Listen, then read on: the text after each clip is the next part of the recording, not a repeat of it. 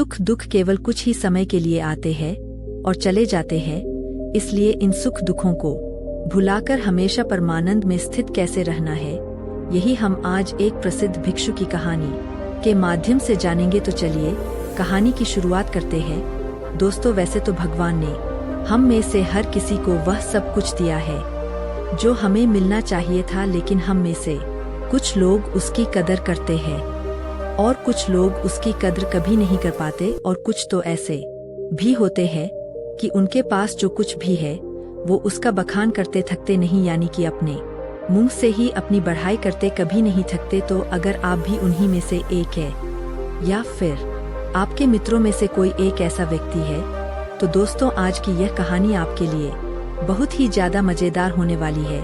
हालांकि थोड़ी सी लंबी जरूर होगी, लेकिन यकीनन आपको आपके सभी सवालों के जवाब जरूर मिलेंगे। बहुत समय पहले की बात है, एक राजा जिसके पास इतनी धन दौलत थी कि अगर वह हर रोज दान किया करता या फिर उसे बांटा करता तो भी उसकी दौलत कभी खत्म नहीं होती। एक बार उस राजा ने अपने जन्मदिन पर एक बहुत ही बड़ा महोत्सव रखा और सभी लोगों को उसमें आमंत्रित किया। राज्य के सभी लोग वहां पर आए हुए थे। जो लोग जो कुछ भी मांग रहे थे वह उन्हें दिया जा रहा था।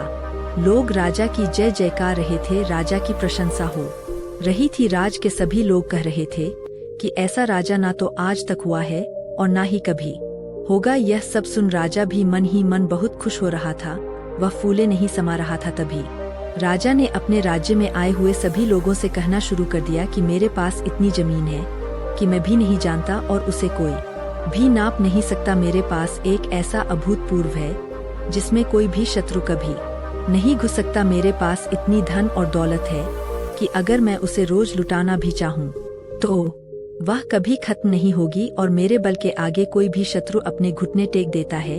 राजा अपने बखान में लगा हुआ था, वह अपनी बढ़ाई कर ही रहा था कि तभी उस भीड़ में से एक फकीर साधु बाहर आया। उस साधु ने राजा से कहा है, राजन तुम्हारे पास कुछ भी नहीं है, फिर तुम भला इतनी अपनी बढ़ाई क्यों कर रहे हो? मुझे तो लग रहा था कि मैं ही गरीब हूँ, लेकिन तुम तो मुझसे भी ज्यादा करब निकले इतने लोगों के सामने। जब फकीर ने राजा से यह सब कहा तो राजा को क्रोध आ गया।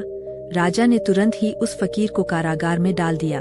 अगले दिन उस फकीर साधु को राज्यसभा में बुलाया गया और उस फकीर से राजा ने कहा, अब कहो तुम क्या कहना चाहते हो? इस पर वह फकीर साधु कहते हैं कि मुझे लगता था कि तुम्हारे पास धन दौलत ही नहीं है, लेकिन अब मुझे यह भी यकीन हो गया है कि तुम्हारे पास रत्ती भर दिमाग भी नहीं है। इस पर वह राजा और भी ज्यादा क्रोधित हो गया और उसने उस फकीर से कहा कि तुम हमारा अपमान कर रहे हो, हम चाहे तो तुम्हें अभी के अभी तुम्हें हम मृत्यु दंड दे सकते हैं। इस पर वह फकीर मुस्कुराने लगे और राजन से कहा है, राजन किसी को कुछ देने के लिए हमारे पास भी कुछ होना चाहिए, लेकिन तुम्हारे पास तो कुछ भी नहीं है, तो फिर तुम भला मुझे क्या दे सकते हो? फकीर की इस बात पर को और भी ज्यादा क्रोध आ गया। राजा ने कहा, अगर मेरे पास कुछ नहीं है तो फिर बताओ तुम्हारे पास क्या है, तुम मुझे क्या दे सकते हो? इस पर वह फकीर मुस्कुराने लगा और कहा है, राजन मेरे पास जो कुछ भी है वह तुम्हें दिखाई नहीं देगा, और जो तुम्हें दिखाई दे रहा है ऐसा मेरे पास कुछ नहीं है। इस पर वह राजन कहता है कि ए फकीर, मैं समझ गया कि तुम्हारी दिक्कत क्या है। तुम्हारे पास कुछ भी नहीं है और तुम चाहते कि तुम्हारे पास धन हो, दौलत हो, तुम गरीब हो, इसलिए तुम अमीर होना चाहते हो। तो ठीक है, तुम अपने घर चले जाओ और अब इसकी चिंता करना बिल्कुल छोड़ दो। राजा की इस बात को सुनने के बाद वह फकीर एक बार फिर मुस्कुराने लगा और मुस्कुराते मुस्कुराते वह अपने घर की ओर चल पड़ा। वह फकीर एक टूटी फूटी झोपड़ी में रहा करता था।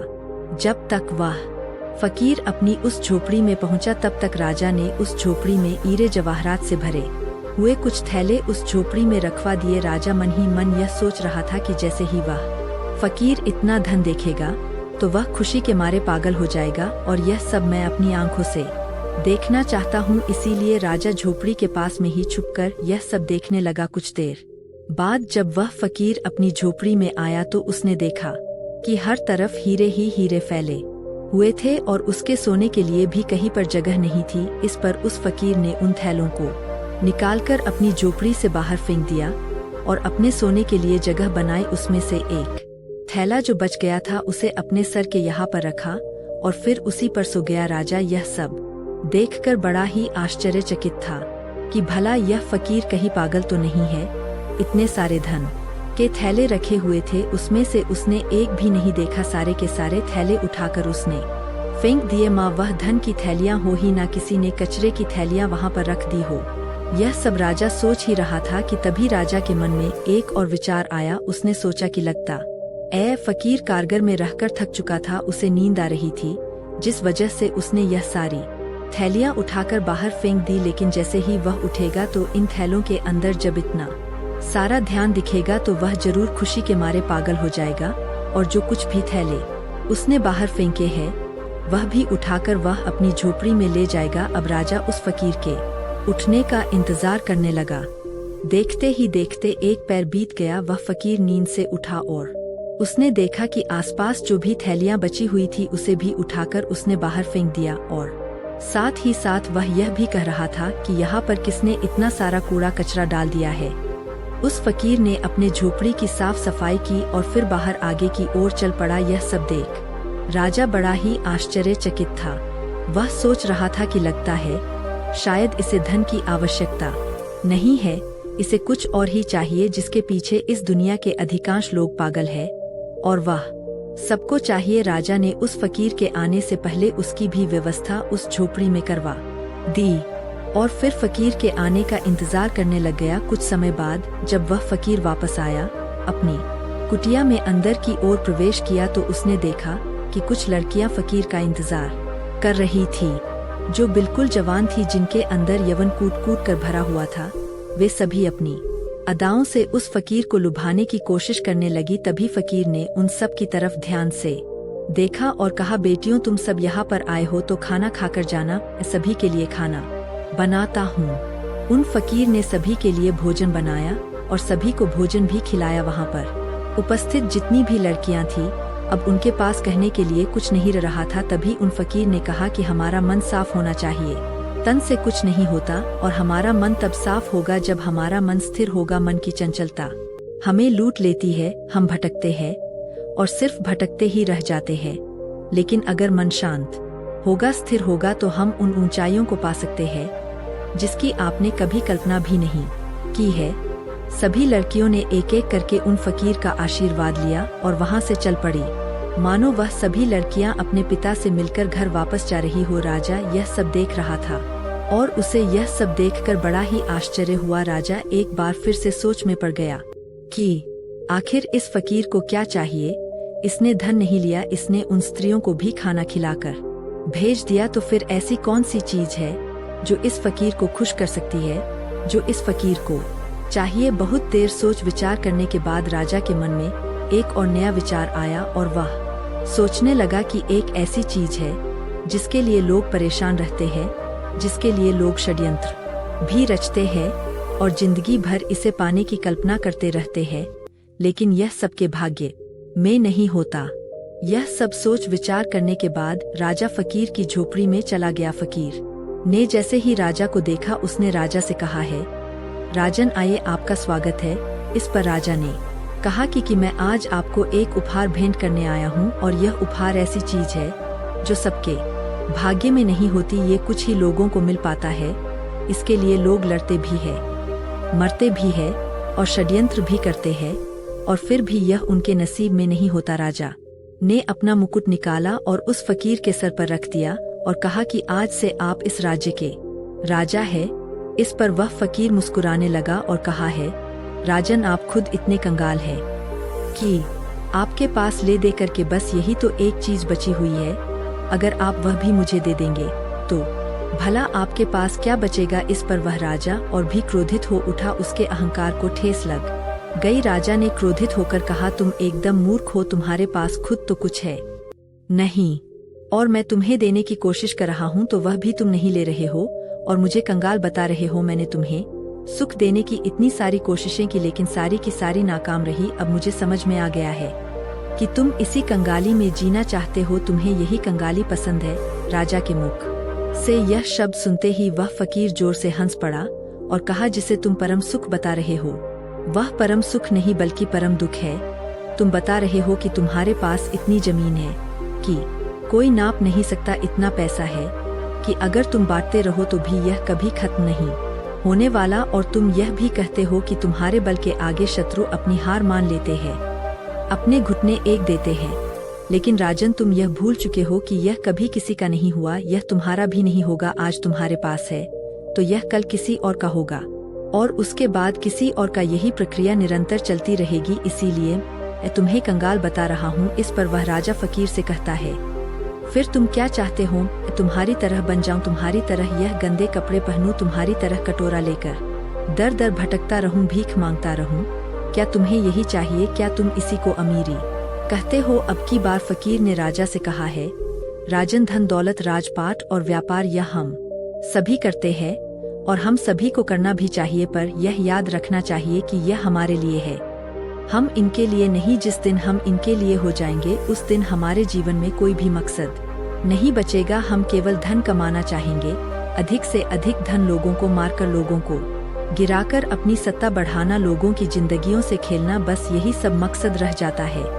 और जब ऐसा होता है तो सब कुछ गड़बड़ हो जाता है, कुछ भी सही नहीं रहता, क्योंकि जो कुछ भी तुम बटोर रहे हो, यह तुम भूल चुके हो कि एक दिन ऐसा आएगा जब यह सब कुछ तुम्हें छोड़ना होगा, और यह सब कुछ यही रह जाएगा। और उस दिन तुम्हें यह एहसास भी होगा कि जो कुछ भी तुमने कमाया था वो तुम्हारे किसी काम का नहीं, और फिर तुम अपने आप को गरीब ही महसूस करोगे। इस दुनिया में हर एक चीज हम मनुष्यों के उपयोग के लिए बनाई गई थी, लेकिन जैसे जैसे हम उन चीजों का उपयोग करने लग जाते हैं, हमारे मन में एक भ्रम सा पैदा हो जाता है कि यह सारी चीजें हमारी है, और हम इसके मालिक बनने की कोशिश करने लग जाते हैं, और हमें ऐसा लगने लगता है कि हमारे पास ही सब कुछ है, और हम अपने बड़े बड़े बखान भी करते हैं।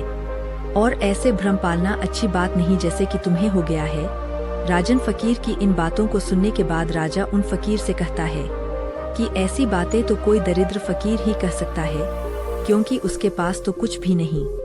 वह गरीब है, और गरीबी में ही जिएगा, और गरीबी में ही अपनी अंतिम सांसें लेगा। राजा की इस बात को सुनते ही वह फकीर एक बार फिर से जोर से हंस पड़ा और कहा, हे राजन, तुम्हारे पिताजी इस समय मृत्युशैया पर हुए हैं, जाओ और उनसे पूछो कि उन्होंने अब तक क्या कमाया है।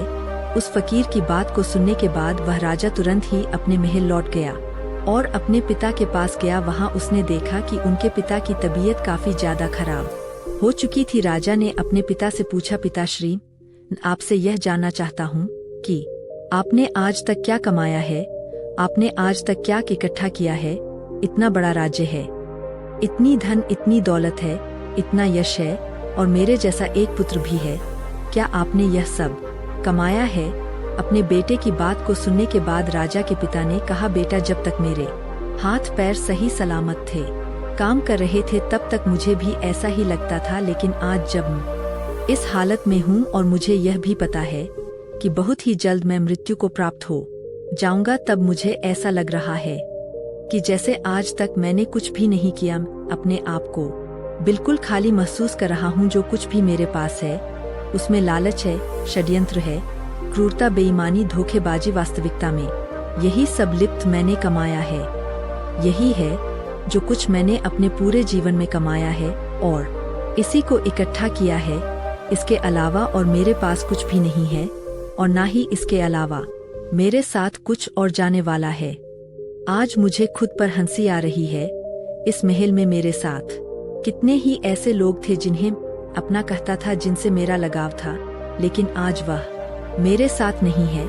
यहाँ तक कि तुम भी मेरे साथ नहीं हो। इतना बड़ा मूर्ख और कौन हो सकता है? पिता के मुख से यह सारी बातें सुनकर राजा के मन को बड़ी ही ठेस लगी। उसे बड़ी तकलीफ हुई। वह तुरंत ही उन फकीर के पास वापस लौटा और उन फकीर से कहने लगा कि जो तुम कहते थे वह बिल्कुल सही है।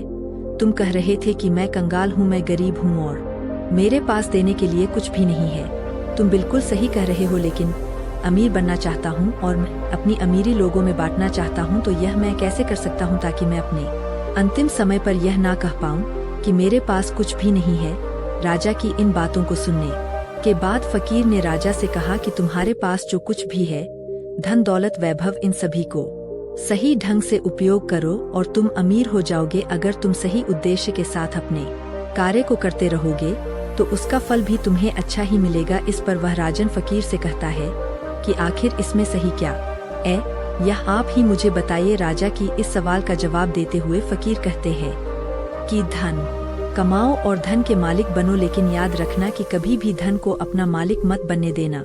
तुम राजा हो तो राजा के अपने कार्य को भी पूरा करो, प्रजा का ख्याल रखो, लेकिन प्रजा को लूटकर अपना धन अपना वैभव मत बढ़ाओ। अपनी प्रशंसा खुद मत करो, ऐसे कार्य करो जिससे लोग तुम्हारी प्रशंसा करें, और जिस दिन लोग तुम्हारी प्रशंसा करना शुरू कर देंगे उस दिन समझ जाना कि तुमने अपने जीवन में कुछ अच्छा कमाया है जो तुम्हारे साथ जा सकता है। इस संसार में सभी भौतिक चीजों से अपने आप को जोड़ना छोड़ दो, क्योंकि यह सारी चीजें नश्वर है और यहीं पर रह जाएंगी, जैसे कि तुम भी नश्वर ही हो। तुम आए तो अकेले ही थे, लेकिन तुम अपने साथ अपने कर्म लेकर जाओगे। यह अच्छे हो सकते हैं या फिर बुरे, इससे तुम्हारा पीछा नहीं छूटने वाला। राजा को सारी बातें समझ में आ चुकी थी। राजा ने फकीर को धन्यवाद कहा, उन्हें प्रणाम किया और वापस अपने महल की ओर चल पड़ा। जैसा उसे फकीर ने कहा था, राजा बिल्कुल वैसे ही करने लगा। ना तो उसने उसके बाद से कभी धन बांटा था, ना ही बेवजह किसी को दंड दिया, और ना ही बेवजह उसने अपने पड़ोसी देशों पर चढ़ाई करके उन्हें जीतने की कोशिश की। लेकिन उसने इस सीख के बाद अपने राज्य के लोगों को इतना मजबूत बना दिया कि उन्हें किसी से भी धन मांगने की कभी कोई जरूरत ना पड़े। कोई इतना गरीब ना हो कि उसके लिए 2 वक्ती रोटी ना मिल पाए, पहनने के लिए अच्छे अच्छे कपड़े हो, अच्छा घर हो, छत हो। इन सभी चीजों पर राजा ने बखूबी काम किया। 2 राज्य के युद्ध के बीच में सिपाहियों की बेवजह जान जाया करती थी, इसलिए राजा ने युद्ध करना भी बंद कर दिया। केवल अपने लोगों की रक्षा करने के लिए वह युद्ध में उतरा करता था। एक भयंकर युद्ध के दौरान वह राजा अपने एक सिपाही की जान बचाते हुए घायल हो गया था। राजा वह युद्ध तो जीत गया, लेकिन उसकी जान पर बनाई राजा अपनी आखिरी सांसें ले रहा था। उस समय राजा के चेहरे पर मुस्कान थी। वह जोर से हंसा और कहने लगा है, फकीर तेरा धन्यवाद कि मेरे लिए लोग इतना आंसू बहा रहे हैं, मेरी प्रशंसा कर रहे हैं और मेरी फिक्र भी कर रहे हैं। मैंने इतना कुछ कमा लिया है कि लगता है मैंने कुछ नहीं कमाया। मैं खाली हाथ आया था और खाली हाथ ही जा रहा हूँ। ना मेरे पास कुछ अच्छा है और ना ही कुछ बुरा। तभी अचानक वह फकीर राजा के पास आया और राजा से कहने लगा, अरे इतनी क्या जल्दी है, अभी तो तुम्हें और शासन करना है। उस फकीर ने अपनी पोटली से एक औषधि निकाली और राजा को पीला दी। देखते ही देखते वह राजा बहुत ही जल्दी फिर से स्वस्थ हो गया, और जैसे ही वह पूरी तरह से स्वस्थ हुआ, वह वापस उस फकीर से मिलने उसी झोपड़ी में चला गया। लेकिन जब वह वहां गया तो बिल्कुल भी हैरान रह गया, क्योंकि वहां पर कोई फकीर नहीं था। वह फकीर कहाँ गया यह किसी को नहीं पता। दोस्तों, कुछ इसी प्रकार हम अपना जीवन सिर्फ धन कमाने में लगा देते हैं। जीवन भर हम उस धन को कमाते हैं जो धन हमारे किसी काम का नहीं। हम ऐसी ही चीजें इकट्ठा करते रहते हैं और आखिर में अंतिम समय आने पर हमें यह एहसास होता है कि हमने सब कुछ कमाकर भी कुछ नहीं कमाया और हमारे साथ सिर्फ हमारे कर्म ही रह जाते हैं। तो दोस्तों, चलिए अब अपनी नींद को पूरी तरह से योग निद्रा के माध्यम से ध्यान में कैसे परिवर्तित करना है और ब्रह्मचर्य में सुबह जल्दी उठने की आदत कैसे लगानी है, इस विषय पर अगली कहानी की शुरुआत करते हैं। दोस्तों, कहते हैं जिन लोगों की नींद मृत्यु के समान शांत और स्थिर हो जाए, उन लोगों का हर सुबह एक नया जन्म होता है। इसका अर्थ यह हुआ कि जिस प्रकार ऋतु के समय हमारी सांसें एकदम से थम स जाती है, उसी प्रकार नींद में अगर हमारी सांसें इतनी धीमी रफ्तार से चलेंगी जिसका किसी को पता ना चले कि हम सांसें ले रहे हैं या नहीं, तो यह समझ जाइएगा कि आप योग निद्रा में है। योग निद्रा का अर्थ यह हुआ कि आपकी नींद ही आपके लिए ध्यान बन चुकी है, और यदि एक बार आप योग निद्रा में पहुंच गए तो आपको मुहूर्त में जागृत होने का प्रयास कभी नहीं करना पड़ेगा, क्योंकि एक साधारण व्यक्ति की नींद 8 घंटों की होती है और वहीं पर जो व्यक्ति योग निद्रा में होता है उसकी नींद केवल 4 से 5 घंटों की ही होती है। इसी कारण यदि आप योग निद्रा में होंगे तो आपका अपना शरीर ब्रह्मा मुहूर्त में बिस्तर छोड़ देगा। यदि आप भी अपनी नींद को योग निद्रा की नींद बनाना चाहते हैं, अपने आप को ब्रह्मा मुहूर्त में उठाना चाहते हैं, तो इसके लिए आपको एक बात समझनी बहुत जरूरी है, और वह यह है कि अपने शरीर के साथ जबरदस्ती हमें नहीं करनी चाहिए। अगर आप जबरदस्ती करके किसी तरह से तरह के उपकरणों का इस्तेमाल करके यदि आप ब्रह्मा मुहूर्त में उठ भी जाते हैं तो आपकी नींद पूरी नहीं होगी, आपका शरीर थका हुआ होगा और आपका ध्यान भी पूरी तरह नहीं लग पाएगा। इसलिए यदि आप किसी तरह से ब्रह्मा मुहूर्त में जबरदस्ती उठ भी जाते हैं तो आप मुहूर्त की उस समय का, उस ऊर्जा का भरपूर उपयोग नहीं कर पाएंगे।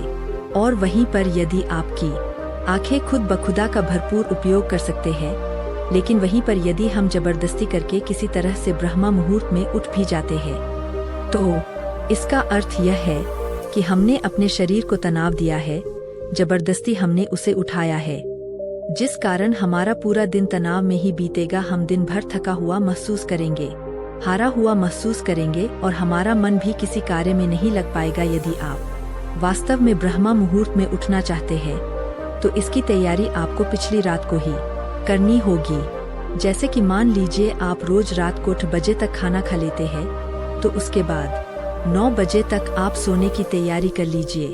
आपको यह समय निश्चित रखना होगा नियमित तौर पर। आपको हर रोज 9 बजे ही सोना होगा। 9 बजे आपको अपने बिस्तर पर पहुंच जाना है, शांत होकर स्थिर होकर सो जाना है। और एक बात और याद है, जब आप इस अवस्था में होंगे तब आपके मन में किसी प्रकार के कोई विचार नहीं होने चाहिए, जैसे कि आज मैंने यह काम नहीं किया, आज मैंने वह काम नहीं किया। यदि मैंने इस कार्य को आज कर लिया होता तो कल मेरे ऊपर इतना दबाव न होता। आपके दिन भर के सारे काम दिन भर में छूट जाने चाहिए। यदि आप व्यापार करते हैं तो आपके व्यापार के सारे काम वही रह जाने चाहिए। इस स्थिति के दौरान आपके मन में ऐसे कोई विचार नहीं होने चाहिए जिससे आप और आपकी नींद पर प्रभाव पड़े। फिर चाहे वह कार्य आपके लिए कितना भी जरूरी क्यों न हो, फिर चाहे वह विचार ही आपके लिए कितना भी जरूरी क्यों ना हो, क्योंकि एक अच्छी नींद देना अति आवश्यक होता है, जिससे हमारा शरीर ऊर्जावान बना रहता है, ताकतवर बना रहता है।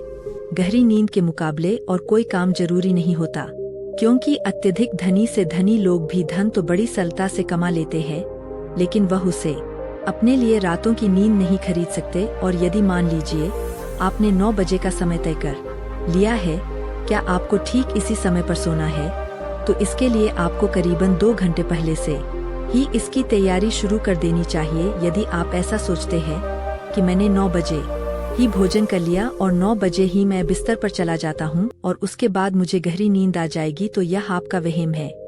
क्योंकि यदि आप सच कुछ योग निद्रा का आनंद लेना चाहते हैं, इसे अपने जीवन में उतारना चाहते हैं, तो आपको करीबन 2 घंटे पहले से इसकी तैयारियां शुरू कर देनी चाहिए।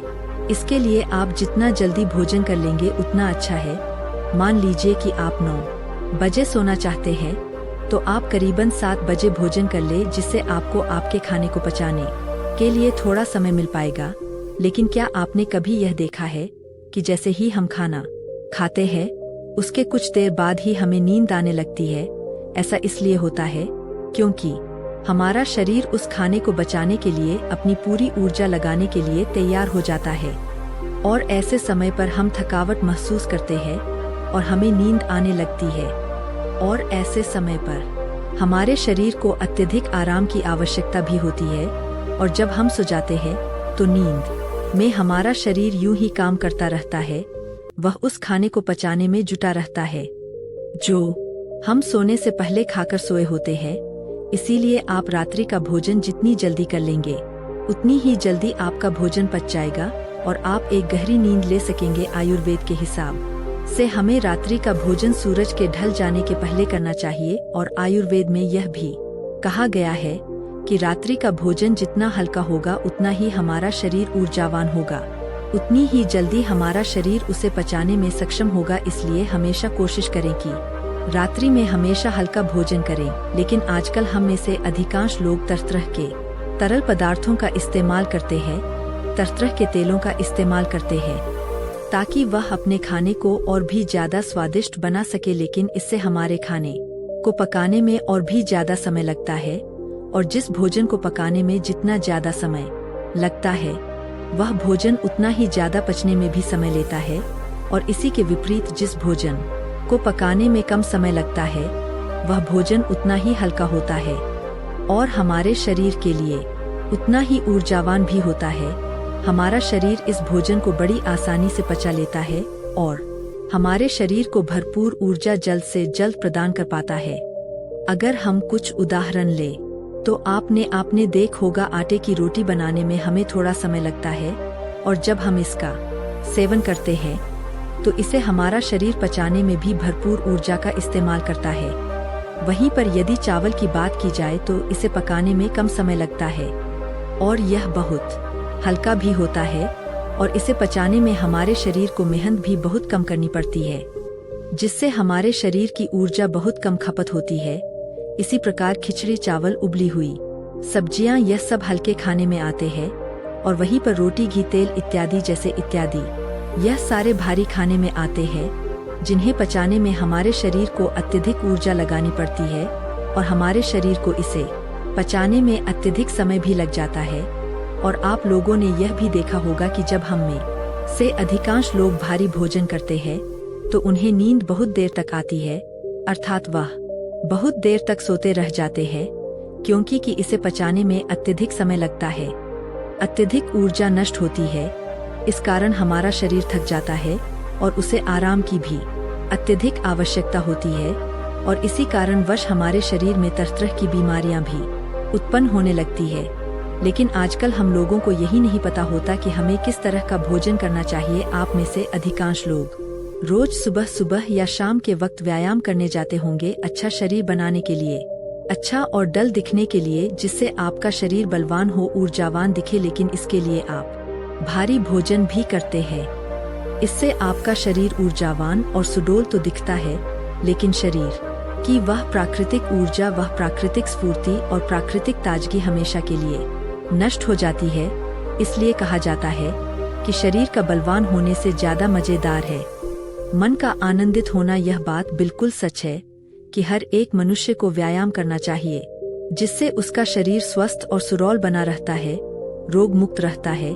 लेकिन हमें उतना ही व्यायाम करना चाहिए जिससे कि हमारा शरीर थके ना, और हमारे शरीर को कम से कम आहार की जरूरत पड़े, जिससे हमारा शरीर प्राकृतिक तौर पर ऊर्जावान बना रहता है। आपने खुद इस चीज का अनुभव किया होगा जब आप में से अधिकांश लोग व्यायाम करते होंगे, और जब आप किसी दिन जरूरत से ज्यादा या फिर यूं कहे कि कुछ कठिन व्यायाम कर लेते हैं तो आपका शरीर अत्यधिक थक जाता है और आपकी नींद की अवधि भी बढ़ जाती है। इसी कारणवश हमारे शरीर को ज्यादा आराम की जरूरत पड़ जाती है और हम इस पर ध्यान नहीं दे पाते। इसीलिए जब अगले दिन हम उठते हैं तो हमारा शरीर थका हुआ महसूस होता है, हमारे शरीर के अंदर हमें ऊर्जा कम महसूस होती है। लेकिन जो व्यक्ति समझदार है वो लोग यह जानते हैं कि हम चाहे शरीर के लिए कितना भी व्यायाम क्यों ना कर ले, इसे चाहे कितना भी बलवान क्यों ना बना ले, लेकिन एक ना एक दिन तो इसे मिट्टी में मिलना ही है। और यही बात यदि हम अपने मन को समझाने में सफल हो जाते हैं तो इससे बड़ी जीत हमारे लिए और कुछ नहीं हो सकती, क्योंकि मन को समझाने से बड़ा काम इस दुनिया में कुछ हो ही नहीं सकता। जो व्यक्ति अपने मन पर काबू पा लेते हैं उसे समझाने में कामयाब हो जाते हैं। समझ लीजिए कि उन्होंने अपने जीवन पर विजय प्राप्त कर ली, उन्होंने अपने आप पर विजय प्राप्त कर ली, क्योंकि हमारा मन ही हमें भटका है, हमारा मन ही हमें लुभाता रहता है, हमारा मन ही दूसरों को प्रभावित करने में लगा रहता है। जैसे कि हम में से अधिकांश लोग व्यायाम इसलिए करते हैं ताकि उनका शरीर सुडौल और बलवान दिखे और वह लोगों को प्रभावित कर सके। जैसा कि आजकल हम सभी तरह के विज्ञापनों में देखते रहते हैं, उसे देखकर हमारा मन भी उसी तरह काम करने लग जाता है, क्योंकि हमने हमेशा से तरह के कलाकारों को देखा है जो अपने शरीर को सुडौल और आकर्षक बना लेते हैं। हमारा मन भी उसी पर काम करता है, हमारे मन को भी वही चाहिए, हमारे मन को भी लोगों को प्रभावित करना है, जिस कारण हम भी उसी राह पर चल पड़ते हैं। लेकिन हम कभी यह नहीं सोचते कि अगर हमारा समाज साधु संतों ऋषि मुनियों की तरह मन को आकर्षण बनाने में ध्यान देते, शायद हम व्यायाम से कहीं ज्यादा ध्यान को देते, उसे महत्वपूर्ण समझते। खैर, हम अपने विषय की तरफ आगे बढ़ते हैं।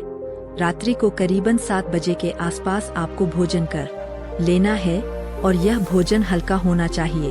उसके बाद आपको अपने शरीर को शांत और स्थिर बनाने की कोशिश करनी है, क्योंकि इस दौरान आपके पास कोई और काम नहीं होना चाहिए। 7 बजे के पहले आपको आपके सारे काम निपटा लेने हैं।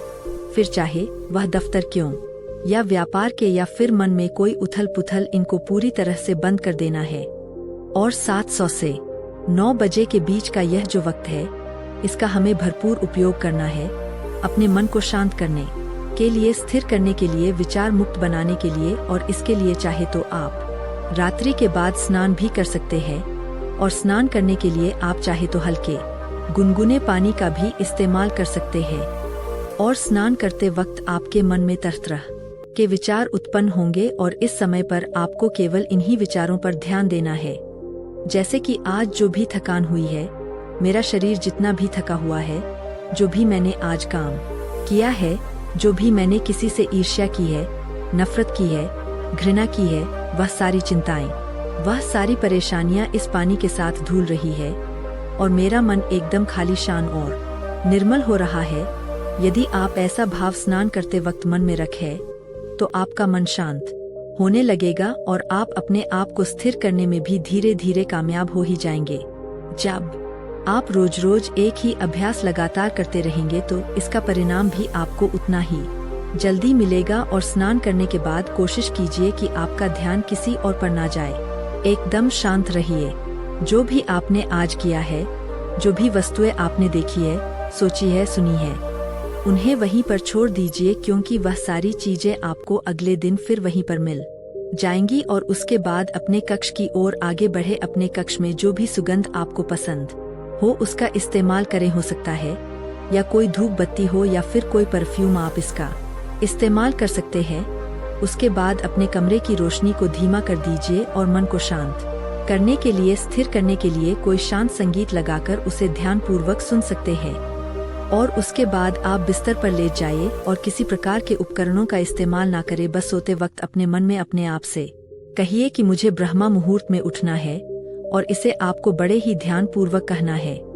आपका पूरा ध्यान केवल इन्हीं शब्दों पर होना चाहिए। यदि आप सुबह 4 बजे उठना चाहते हैं, तो आप कह सकते हैं कि मुझे कल सुबह 4 बजे उठना है। हे प्रभु, मेरी इसमें मदद कीजिएगा, मुझे अगली सुबह 4 बजे उठा दीजिएगा, क्योंकि आप ही इस सृष्टि के कर्ता धर्ता है। इसलिए मैं आपके भरोसे एक गहरी नींद लेने जा रहा हूँ, और मुझे पूरी उम्मीद है कि आप मुझे कल सुबह 4 बजे अवश्य जगा देंगे। अपने मन में यह भाव बनाए रखें, और इसी भाव के साथ आप गहरी नींद में चले जाए। आपको ऐसा पूरे 21 दिनों तक करना होगा। उसके बाद आप खुद ही एहसास कर पाएंगे कि जब आप नींद में थे तब भी आपको आपके आसपास क्या हो रहा है, इन सब का ज्ञान था। आप नींद में भी जगे हुए थे, और अब आपका जागरण पूर्ण हुआ, और अब आप योग निद्रा में प्रविष्ट हो चुके हैं।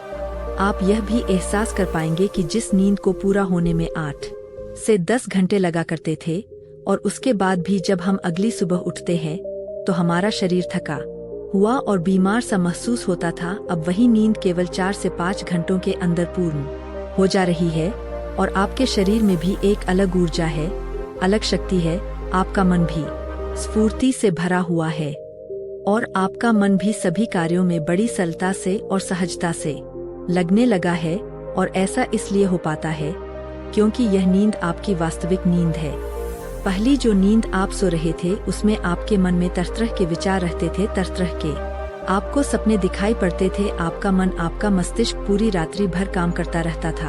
आपका शरीर आपके भोजन को पचाने के लिए कार्य करता रहता था, जिससे आपकी ऊर्जा नष्ट होती रहती थी। इसी कारणवश जब आप उस नींद से उठते थे, तब भी आपका शरीर उसी प्रकार थका हुआ, हारा हुआ और कमजोर दिखाई पड़ता था। लेकिन जब आप इस प्रक्रिया का इस्तेमाल करेंगे, तो उसके बाद ना तो आपके मन में कोई विचार होंगे, ना ही आपका शरीर थका हुआ होगा, और ना ही आपके शरीर को किसी प्रकार के किसी क्रिया को करने की कोई आवश्यकता पड़ेगी। आपका मन, आपका दिमाग पूरी तरह से शांत होगा, और जब आप अगली सुबह उठेंगे तो आपका शरीर पूरी तरह से ऊर्जावान बना रहेगा। आप किसी भी कार्य को पूरे मन और लगन के साथ पूरा करेंगे। ना ही आपको आलस्य आएगा, और ना ही आप थक, और ना ही आपको पूरे दिन पर किसी प्रकार का कोई तनाव महसूस होगा। आपका पूरा दिन तरोताजा हुआ रहेगा। आपके लिए एक नए दिन की शुरुआत होगी। आप हर काम में आनंद लेंगे। योग निद्रा में पहुंचने के बाद आपका ध्यान करना भी अत्यधिक सरल हो जाता है। आप बहुत जल्दी ही गहरे ध्यान में उतर जाते हैं। रात को योग निद्रा लेने के बाद ब्रह्मा मुहूर्त में किया गया ध्यान सबसे लाभकारी होता है। इसलिए जब भी आप योग निद्रा से उठे तो कोशिश कीजिएगा कि कम से कम 1 घंटा आप ध्यान के लिए अवश्य निकालें। ध्यान ही वह मार्ग है जिससे आप उस असीम शक्ति को समझ पाएंगे, उसे पहचान पाएंगे, उस विराट रूप को देख पाएंगे। आप उसे देख पाएंगे जो इस कण कण में बसा हुआ है। आप वह सब कुछ देख पाएंगे, समझ पाएंगे जो आज तक इन शास्त्रों में लिखा गया है। इन शास्त्रों का निचोड़ अब आपको हो जाएगा जो आज तक यह आर्षि मुनि हमें सिखाते रहे हैं, जिस पर पूरा आध्यात्म टिका हुआ है। हमारे शास्त्र, वेद और ज्ञान यह सब कोई पढ़ने या रटने की चीजें नहीं है, यह तो अनुभव है। इसका हमें अनुभव ही करना चाहिए। यदि आप इसे रटने का प्रयास करते हैं तो आप कुछ नहीं हासिल कर सकते। इसका आपके जीवन पर कुछ असर नहीं होगा। यह ज्ञान केवल आपके मस्तिष्क के ऊपरी भाग और मन के ऊपरी भाग पर ही रहेगा। यह कभी आपके मन को प्रभावित नहीं कर सकेगा, जिस कारण यह हमारे मन में एक तनाव पैदा करेगा, जिससे हमारे जीवन में भी तनाव उत्पन्न होने लगेगा। लेकिन यदि आप इन चीजों का अनुभव करते हैं तो यही ज्ञान, यही वेद, यही शास्त्र आपके लिए आनंद का कार्य करेंगे। आपको हर जगह आनंद की अनुभूति होगी। आप केवल हर जगह वास्तविकता को देख पाएंगे, सत्य को समझ पाएंगे, सत्य को जान पाएंगे और आपका जीवन भी सरल और सूक्ष्म होने लगेगा। दोस्तों, मैं उम्मीद करता हूँ कि यह कहानी सुनने से आपके जीवन में अच्छे बदलाव आए होंगे। तो दोस्तों, कैसी लगी आपको यह वीडियो? अपने सुझाव हमें कमेंट बॉक्स में दीजिए और हमारे चैनल बुद्धा सारांश को लाइक और सब्सक्राइब कर लीजिए। तो मिलते हैं एक और नई वीडियो में। धन्यवाद।